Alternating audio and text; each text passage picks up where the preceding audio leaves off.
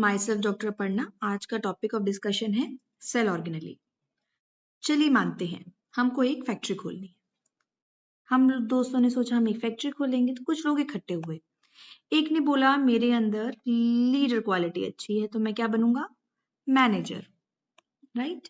एक ने बोला आपको ऑफिस में जो वर्कर्स चाहिए होंगे मैं उसको रिक्रूट करूंगा, तो ये हो गया रिक्रूटमेंट सेक्शन। एक ने बोला मैं मैनेज करूंगा मैन्युफैक्चरिंग जोन को, जहां पे सिंथेसाइज हो रहा है कुछ भी, वो मैन्युफैक्चरिंग जोन को हैंडल करेगा। एक ने बोला मैन्युफैक्चर हो गया प्रोडक्ट, मुझे उसको एक्सपोर्ट करना है, मैं कस्टमर से कांटेक्ट करूंगा, तो ये डिस्पैच जोन हो गया, जहां से वो प्रोडक्ट निकल के जाएगा। करेक्ट। फिर एक हो गया अब हमने फैक्ट्री बनाई, मोटे मोटे सारे एरिया हमने डिसाइड कर लिए। अब मान लो कुछ मिसहैप होता है, उसके लिए हमें एक सेफ्टी जोन बनाना पड़ेगा वहां पे, उसको हैंडल करने के लिए, राइट। एक सेफ्टी जोन हो गया। फिर अगर कुछ वेस्ट डिस्पोजेबल होता है तो उसका मैनेजमेंट जोन बनाना पड़ेगा, तो एक वेस्ट मैनेजमेंट के लिए एक जोन हो गया। इन सबको चलाने के लिए हमें इलेक्ट्रिसिटी चाहिए। इलेक्ट्रिसिटी के लिए आपको एक बंदा बिठाना पड़ेगा, आपको एक बनाना पड़ेगा सेफ पावर हाउस डिपार्टमेंट, ठीक है। तो ये हो गया आपका पावर हाउस, ठीक है।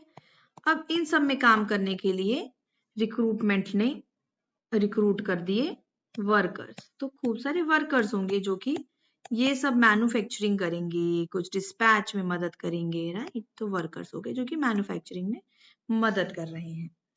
अब इन्हें कैसे आप एक सेल से कंपेयर कर सकते हो। ये फैक्ट्री बन गई हमारी, एक हमारा कंट्रोल जोन हो गया, एक हमारा रिक्रूटमेंट सेक्शन हो गया, रिक्रूटमेंट कर दिया। फिर किसी की मैन्युफैक्चरिंग हो गई, जो प्रोडक्ट आप मैन्युफैक्चर कर रहे हो कन्वेयर बेल्ट से आया आपके डिस्पैच जोन में, डिस्पैच हो गया।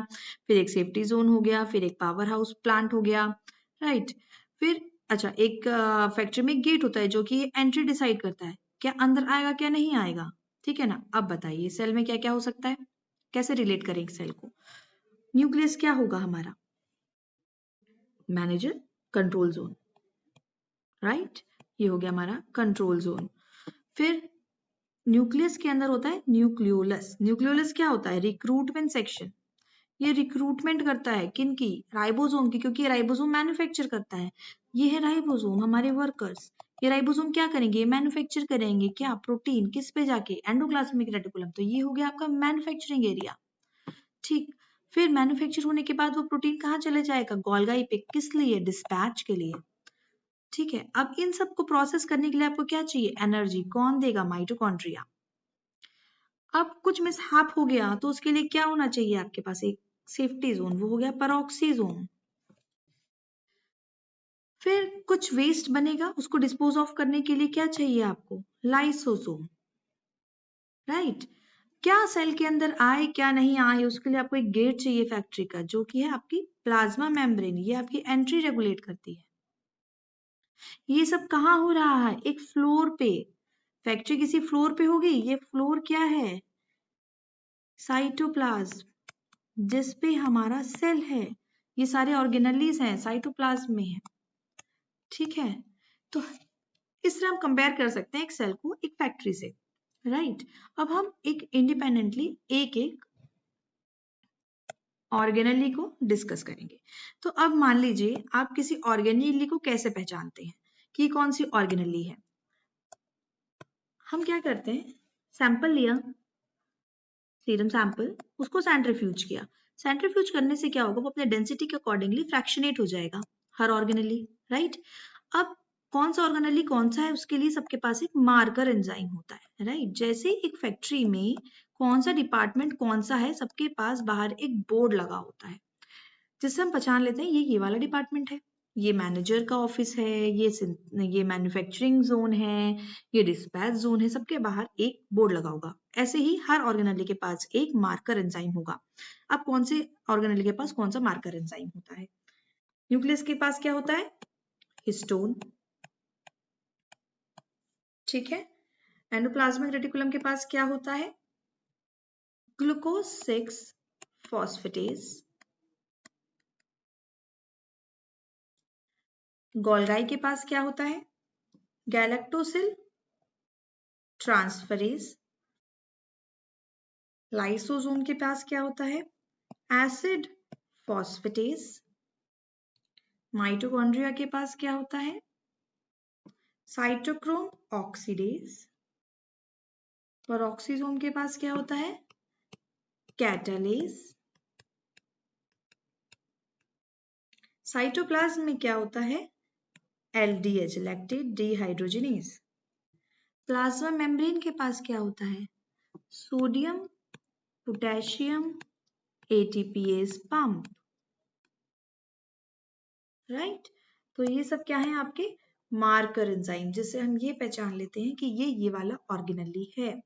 राइट, अब हर ऑर्गेनेली के कुछ इंपॉर्टेंट फंक्शन है। ठीक है, जैसे कि मान लो अगर आपका माइटोकॉन्ड्रिया शट डाउन हो जाए, नहीं काम करे, तो क्या होगा? ये फैक्ट्री चलेगी? नहीं चलेगी। अगर आपका लाइसोसोम खराब हो जाए, बंद हो जाए, तो ये फैक्ट्री चलेगी? नहीं चलेगी। आपका सब कुछ डिपॉजिट होने लगेगा, कुछ डिग्रेड ही नहीं होगा। लिपिड होंगे तो लिपिड डिपॉजिट हो जाएंगे, म्यूकोपॉलीसेकेराइडोसिस हो जाएगी, है ना? तो ये सारी जोन आपकी इंपॉर्टेंट है आपकी प्रॉपर फंक्शनिंग के लिए। चलिए अब देखते हैं सबसे पहले क्या फंक्शन है आपके न्यूक्लियस का और क्या स्ट्रक्चर है न्यूक्लियस का। तो ये न्यूक्लियस है, ये न्यूक्लियस है। न्यूक्लियस की दो मेम्ब्रेन है, आप देखेंगे इनर एंड आउटर। तो जो इनर मेम्ब्रेन है द पेरी न्यूक्लियर मेम्ब्रेन, तो पेरी न्यूक्लियर मेम्ब्रेन जो होती है ये इनर मेम्ब्रेन होती है। इसमें बहुत सारे पोर्स होते हैं। राइट, इसमें बहुत सारे पोर्स होते हैं। जो आउटर मेम्ब्रेन होती है वो कंटिन्यूअस होती है विद ER, एंडोप्लाज्मिक रेटिकुलम से कंटिन्यूअस होती है। न्यूक्लियस के अंदर एक लाइटर जोन होता है दैट इज न्यूक्लियोलस, न्यूक्लियोलस जिसमें हमने बात की मेनली इसमें राइबोसोम की सिंथेसिस होती है, राइबोसोम्स बनते हैं यहाँ पे, और RNA की प्रोसेसिंग होती है, RNA की प्रोसेसिंग होती है। राइट, DNA में क्या होता है? सॉरी, न्यूक्लियस में क्या होता है? DNA in the form of chromatin, ठीक है, लूज पड़ा होता है। ये हो गया आपका nucleus. Now next is endoplasmic reticulum. Endoplasmic reticulum continuous है आपकी आउटर मेम्ब्रेन ऑफ न्यूक्लियस से। अब एंडोप्लाज्मिक रेटिकुलम में ये क्या है आपकी? Networks of interconnecting membranes. ये इंक्लूड कर रहे हैं बहुत सारी चैनल्स, इन्हें कहते हैं सिस्टर्नी। इन्हें क्या कहते हैं? सिस्टर्नी। ठीक, ये नॉर्मली राइबोसोम किन सेल्स में प्रोमिनेंट होते हैं? जो सेल्स, दो तरह के राइबोसोम्स हैं, सॉरी राइबोसोम्स कह रही हूँ, एंडोप्लाज्मिक रेटिकुलम। दो तरह के एंडोप्लाज्मिक रेटिकुलम होते हैं, एक होता है रफ, एक होता है स्मूथ। राइट, रफ कब? रफ मतलब कि रफ है, वो बहुत रफ दिख रहा है। रफ क्यों दिख रहा है?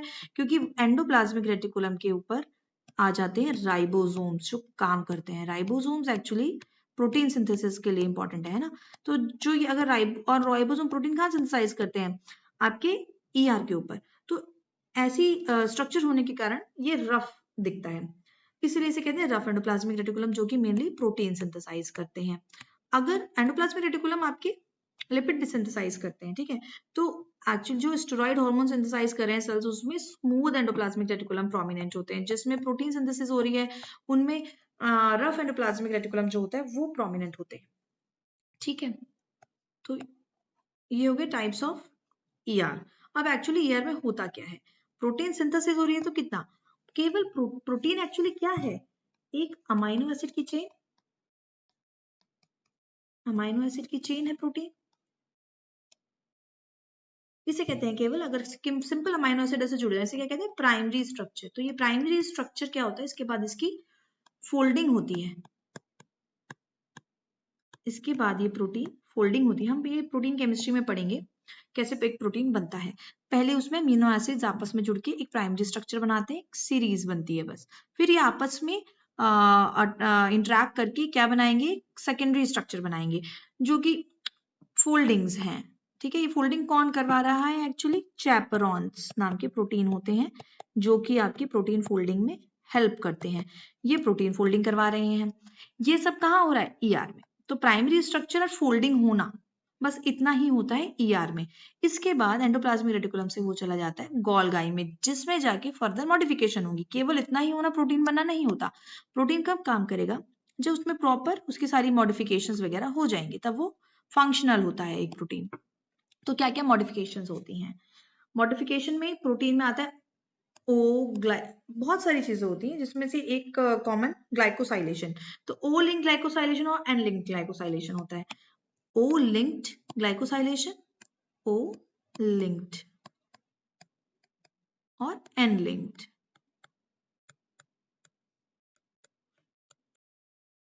तो एक अमाइनो एसिड की दो टर्मिनल होते हैं, एक सी टर्मिनल और एक N terminal, amino acid chain के, मतलब एक प्रोटीन के, राइट। जब अमीनो एसिड आपस में जुड़ेगा तो एक जगह उसका कार्बोक्सिल एंड फ्री रह जाएगा, एक जगह उसका अमाइनो एंड फ्री रह जाएगा। तो क्या होगा? अगर कुछ मॉडिफिकेशन सी पे होती है तो दैट इज ओ ग्लाइकोसाइलेशन। अगर ग्लाइकोसाइलेशन सी पे होती है तो वो ओ ग्लाइकोसाइलेशन होगी। एन पे होगी तो क्या होगी? वो एन ग्लाइकोसाइलेशन होगी, राइट। तो कौन सी ग्लाइकोसाइलेशन आपकी गोल्गी में होती है? गोल्गी में ओ लिंक ग्लाइकोसाइलेशन होती है। एन लिंक कहाँ होती है? ईआर में होती है, राइट। ओनली मॉडिफिकेशन जो कि ईआर में होती है, ईआर में नॉर्मली प्रोटीन मॉडिफिकेशन नहीं होती। ओनली मॉडिफिकेशन जो आप देखेंगे ईआर में हो रही है, वो क्या है? वो है आपकी एन लिंक्ड ग्लाइकोसाइलेशन। तो एन ग्लाइकोसाइलेशन आपकी ईआर में होती है। कुछ अगर मैं एग्जांपल लूं प्रोटीन्स के, कौन से हैं ऐसे प्रोटीन जिनमें एन ग्लाइकोसाइलेशन हो रही है या ओ ग्लाइकोसाइलेशन हो रही है? तो एन ग्लाइकोसाइलेशन आपकी देखी जाती है इम्यूनोग्लोबुलिन्स में, ट्रांसफेरिन में।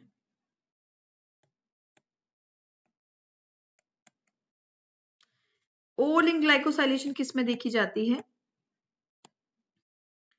म्यूसिन में, जो कि कहां हो रही है? ओ लिंक्ड गोल्गी एपेरेटस में, राइट।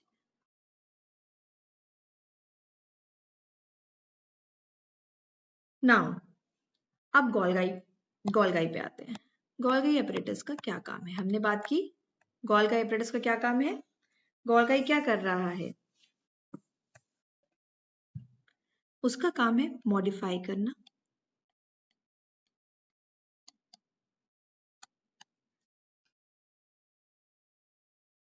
पैकेज करना और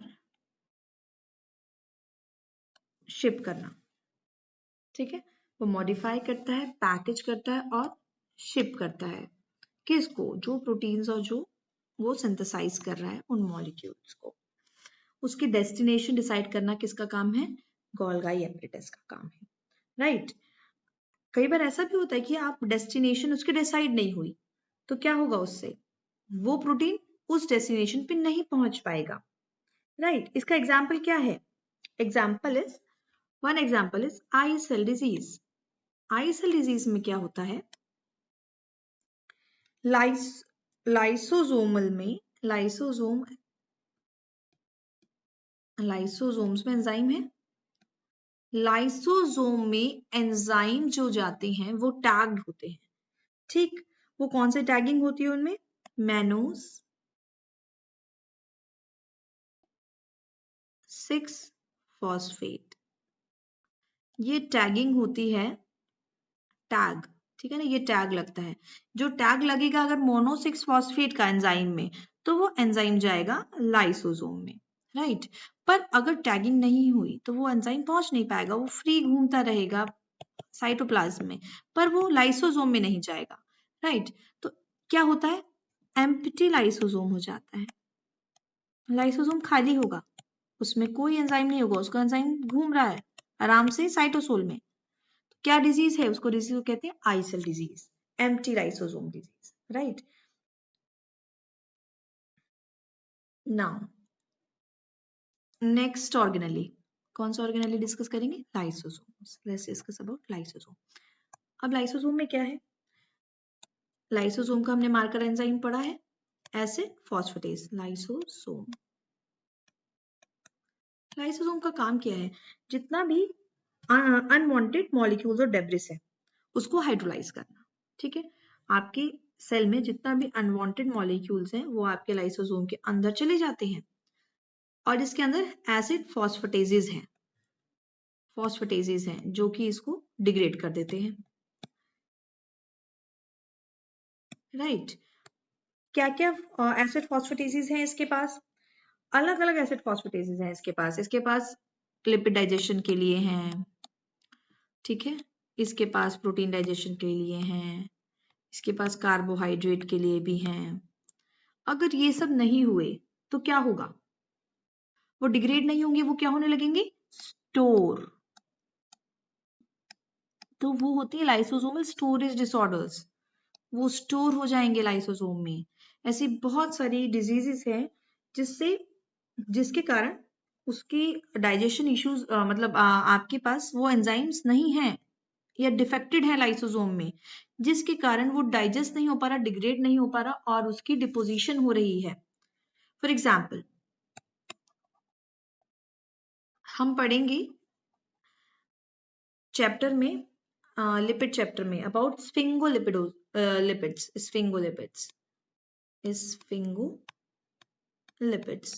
हम लिपिड्स में पढ़ेंगे स्फिंगोलिपिड्स। हम ECM एक्स्ट्रासेलुलर मैट्रिक्स के चैप्टर में हम पढ़ेंगे ग्लाइकोजा अमीनोग्लाइकेन्स। राइट, ये दोनों के लिए एंजाइम्स चाहिए डिग्रेड होने के लिए। स्फिंगोलिपिड्स के लिए चाहिए आपको ग्लूकोसिडेज होना चाहिए, गैलेक्टोसिडेज होना चाहिए, ग्लूकोसिडेज, राइट, गैलेक्टोसिडेज,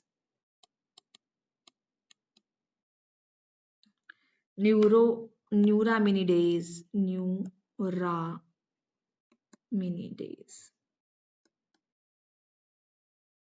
आपको चाहिए हेक्सोसामिनिडेज,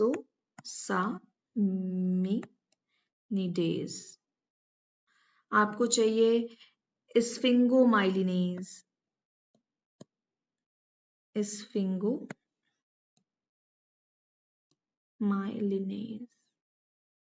राइट। ये सब चाहिए जो कि होते हैं लाइसोसोम में। मान लो नहीं होंगे तो क्या होगा? ग्लूकोसिडेज नहीं है, गाउचर्स डिजीज हो जाती है, आप पढ़ेंगे। हेक्सोसामिनिडेज नहीं होगा, क्या हो जाएगी? टे-सैक हो जाएगी। स्फिंगोमाइलिनेज नहीं होगा, नीमैन-पेक डिसऑर्डर हो जाएगा। ये सब हम पढ़ेंगे आपके लिपिड मेटाबॉलिज्म में, नीमैन-पेक डिसऑर्डर हो जाएगा। तो दीज आर स्फिंगोलिपिडोसिस, मतलब स्फिंगोलिपिड स्टोर होने लगेंगे, नोन एज स्फिंगोलिपिडोसिस। राइट, वैसे ही गैग को डाइजेशन करने के लिए क्या चाहिए?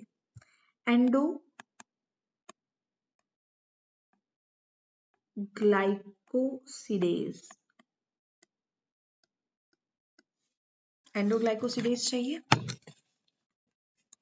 एक्सोग्लाइकोसिडेज चाहिए,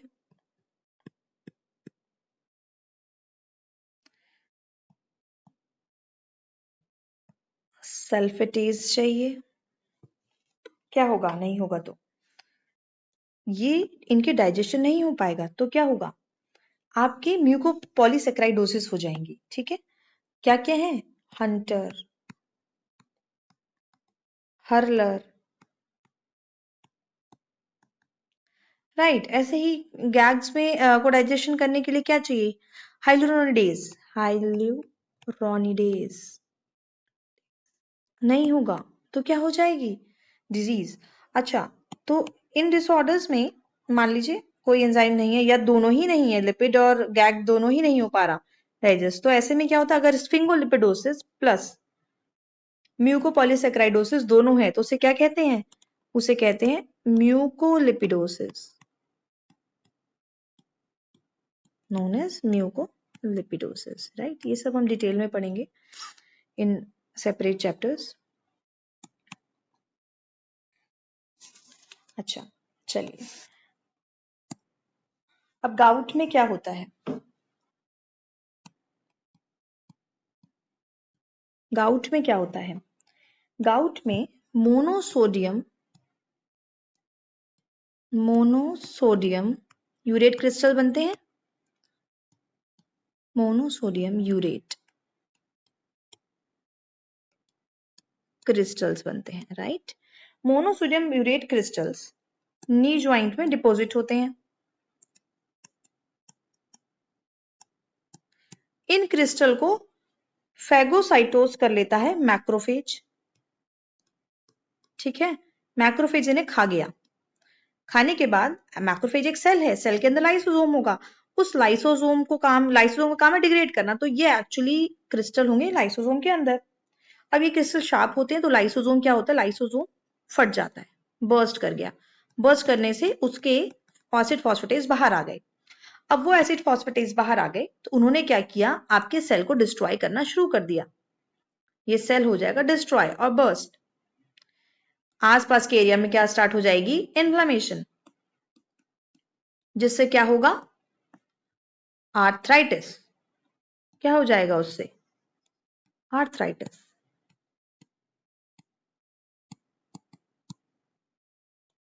राइट। अब क्या होता है, ऐसे ही मेटास्टेसिस में क्या होता है, कैंसर के टाइम पे लाइसोसोम का परमेबिलिटी बढ़ जाता है, तो उसके अंदर एक एंजाइम है कैथेप्सिन, वो बाहर निकल आता है। अब कैथेप्सिन बाहर निकल आया, बाहर निकल के क्या जाएगा, वो सेल के चारों तरफ क्या है, सेल के बीच में क्या है, ये सेल के बीच में होता है ECM, extra cellular matrix.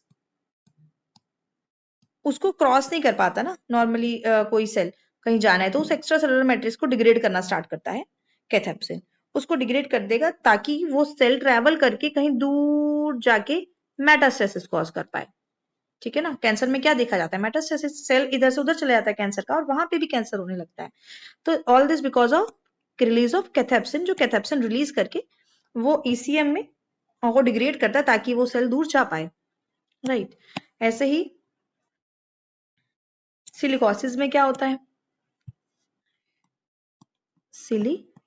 Silicosis में क्या होता है, आप इनहेल कर लेते हैं लंग में silica,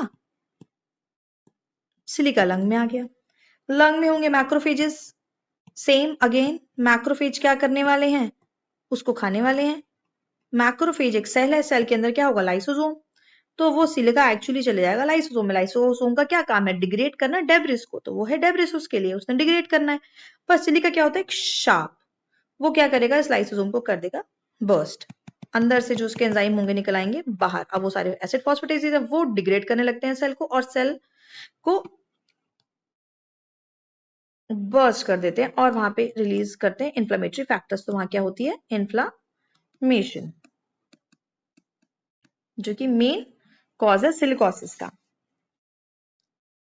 right. Now come to the next organelle. अगली ऑर्गेनेली क्या बची हमारी, हमने न्यूक्लियस पढ़ लिया, हमने ईआर पढ़ लिया, हमने गोल्गी पढ़ लिया, हमने लाइसोसोम पढ़ लिया।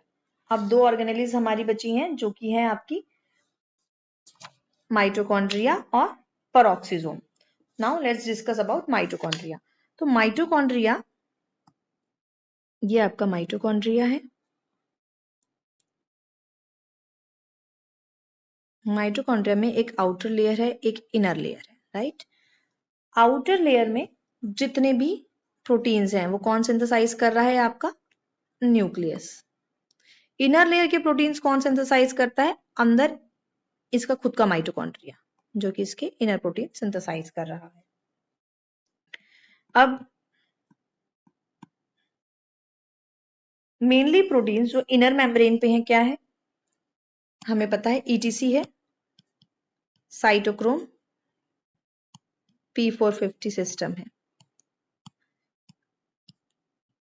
मैट्रिक्स में क्या है, मैट्रिक्स में है, मैट्रिक्स के कुछ एंजाइम्स जो कि जैसे कि हमें पता है टीसीए कहाँ होती है, मैट्रिक्स में होती है।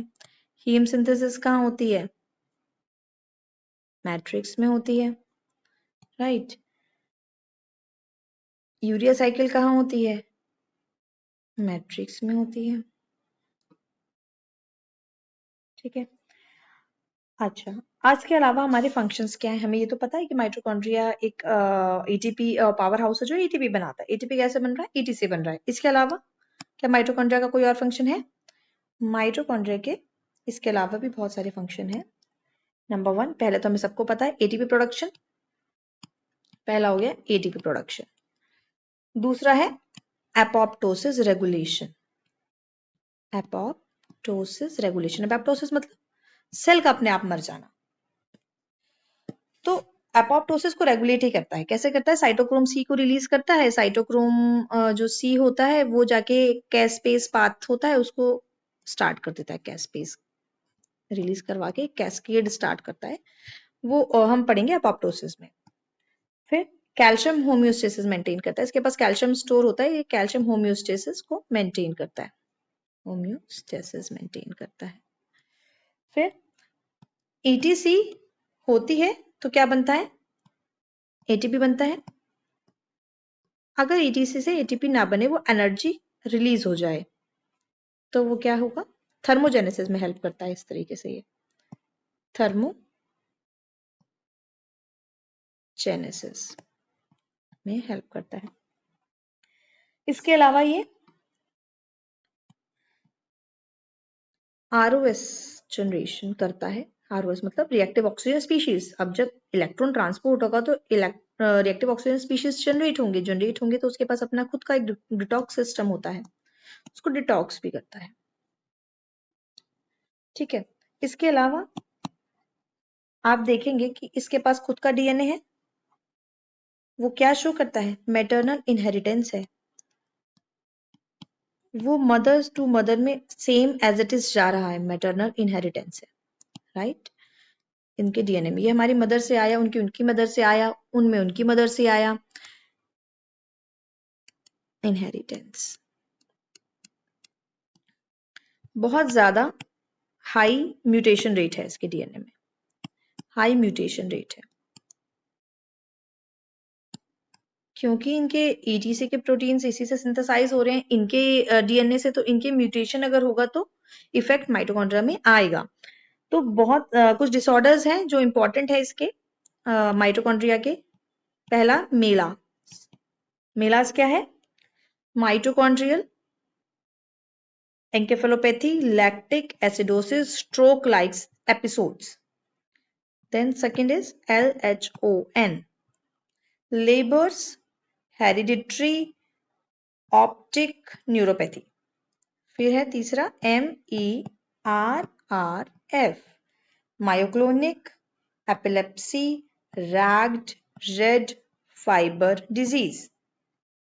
चौथा है लीग सिंड्रोम। ये सारे सिंड्रोम हैं because of the mutation in the mitochondrial DNA, right? अब हमारा क्या बचा आखिरी organelle? That is peroxisome, right?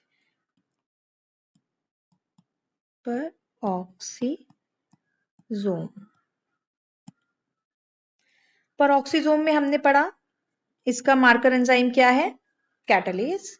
और एक और एंजाइम होता है इसमें, पेरोक्सीडेज। नाम सजेस्ट कर रहा है ना पेरोक्सिसोम, तो पेरोक्सीडेज। एक्चुअली इसमें होता क्या है? पेरोक्साइड की मेटाबॉलिज्म, पेरोक्साइड को कन्वर्ट कर H2O2 है ना, इसको कन्वर्ट कर देता है वाटर प्लस ऑक्सीजन में, तो इसकी मेटाबॉलिज्म करता है। अच्छा, इसके अलावा क्या काम है पेरोक्सिसोम का? Very long chain fatty acid की ऑक्सीडेशन। नॉर्मली बाकी ऑक्सीडेशन इसमें नहीं होती, very long chain fatty acids की, जो कि नॉर्मली कितने लॉन्ग चेन, मतलब 22 कार्बन से बड़े वाले फैट्स जो हैं, जो लिपिड्स हैं, वो उसकी ऑक्सीडेशन के लिए पेरोक्सिसोम की रिक्वायरमेंट है। इसके अलावा क्या काम है पेरोक्सिसोम का? पेरोक्सिसोम प्लाज्मालोजन सिंथेसाइज करता है। क्या करता है? प्लाज्मेलोजन को सिंथेसाइज करता है। अगर नहीं होगा तो क्या हो जाएगा? हाइपोमाइलिनेशन। माइलिन शीट्स में प्लाज्मालोजन होता है, ठीक है। इसके अलावा बाइल एसिड सिंथेसिस। अगर नहीं होगा पेरोक्सिसोम तो क्या होगा, बाइल एसिड नहीं बन पाएगा प्रॉपरली और फैट की एब्जॉर्प्शन में इश्यूज आएंगे, डाइजेशन में, एब्जॉर्प्शन में काम होता है बाइल एसिड्स का। देन डिटॉक्सिफिकेशन ऑफ ड्रग्स का डिटॉक्सिफिकेशन करता है, जीनोबैटिक्स में इन्वॉल्व है, दैट मीन्स ग्लाइऑक्सिलेट की मेटाबॉलिज्म करता है, ग्लाइऑक्सिलेट्स इसकी मेटाबॉलिज्म में इन्वॉल्व है, राइट। अब कुछ डिसऑर्डर्स हैं पेरोक्सिसोम्स के जो कि इंपॉर्टेंट है। First one is Zellweger. तो ज़ेलवेंगर में एक्चुअली क्या होता है, ये सेम प्रोटीन टारगेटिंग डिफेक्ट है जो हमने पढ़ा था। प्रोटीन टारगेट कौन कर रहा है, प्रोटीन टारगेट करता है गोल्गाई। गोल्गाई का काम है टैगिंग करना प्रोटीन्स में, जिससे वो करेक्ट पोजीशन पे जा पाए। जैसे हमने आई सेल डिजीज पढ़ा था, उसमें क्या हुआ था, लाइसोसोम में नहीं जा पाए थे क्योंकि उन्होंने मैनो 6 फॉस्फेट टैग नहीं किया। अगर ऐसा हुआ कि पेरोक्सिसोम के लिए टैग नहीं किया तो वो पेरोक्सिसोम भी क्या हो जाएगा, एम्प्टी हो जाएगा। तो Zellweger is actually what, is empty peroxisome. अब पेरोक्सिसोम नहीं है तो क्या होगा, पेरोक्सिसोम एंजाइम नहीं है तो क्या होगा, ना तो इसमें very long chain fatty acid oxidize हो पाएंगे, ना बाइल एसिड बनेगा तो फैटी एसिड की डाइजेशन एब्जॉर्प्शन में इश्यूज आ जाएंगे, हाइपोमाइलिनेशन हो जाएगा क्योंकि प्लाज्मोलोजन नहीं बनेगा, राइट। इसमें जितने भी इसके फंक्शन थे ये सब में डिफेक्ट आने लगेगा, दैट इज ज़ेलवेंगर। अगर केवल फैटी एसिड इन्वॉल्वमेंट होता है, long chain fatty acid involvement होता है, उसकी एंजाइम्स नहीं होते, तब इस सिंड्रोम को कहा जाता है एड्रीनो ल्यूकोडिस्ट्रॉफी। इस सिंड्रोम में बाकी सब तो नॉर्मल होता है, केवल very long chain fatty acid की ऑक्सीडेशन का डिफेक्ट होता है, right. This is all about a cell. कैसे एक सेल को हम फैक्ट्री से हम कंपेयर करते हैं, कैसे एक सेल जो है उसका एक मार्कर एंजाइम होता है जिससे हमें ये पता लगता है कि ये कौन सा सेल है, क्या क्या हर ऑर्गेनेली के फंक्शन है, और उन फंक्शन के ना होने से, किसी भी डिपार्टमेंट के शटडाउन होने से क्या डिफेक्ट्स हो सकते हैं। Thank you so much.